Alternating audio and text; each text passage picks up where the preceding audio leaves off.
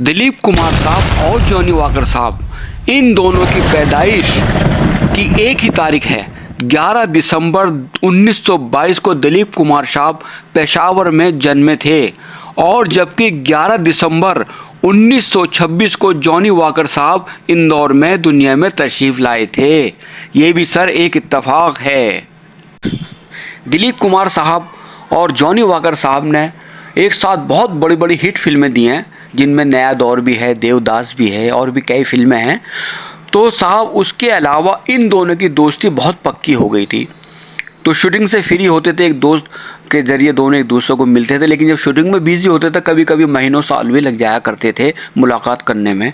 लेकिन साहब दोस्ती इनकी पक्की रही और बीच में कई बार ऐसा भी इत्तेफाक रहा कि इन दोनों की किसी बात पर अनबन हो गई, तो दोनों ने एक दूसरे से दूरियां बना ली। कहते हैं दुनिया में सभी तरह के लोग होते हैं। लोग एक दूसरे को तोड़ने वाले भी होते हैं, उनको अलग अलग करने वाले भी होते हैं, लेकिन दोस्तों को मिलाने वाले भी इस दुनिया में पहले भी थे और वो लोग आज भी हैं। जैसे दिलीप कुमार साहब और जॉनी वॉकर साहब के बीच में दूरियां पैदा हो गई थी, तो कुछ लोगों ने इनकी वो दूरियां ख़त्म करा दी और ये दोनों अपने दोस्त दिलीप कुमार साहब और जॉनी वॉकर साहब फिर एक दूसरे से मिलने लगे थे। तो साहब वक्त बीतता गया, सब बिज़ी हो गए।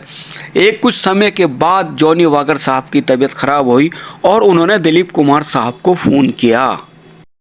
जॉनी वॉकर साहब का फ़ोन आते ही यूसुफ साहब यानी दिलीप कुमार साहब खुश हुए और उन्होंने उनका हालचाल पूछे। बोले कि मैं बहुत बिज़ी हूँ।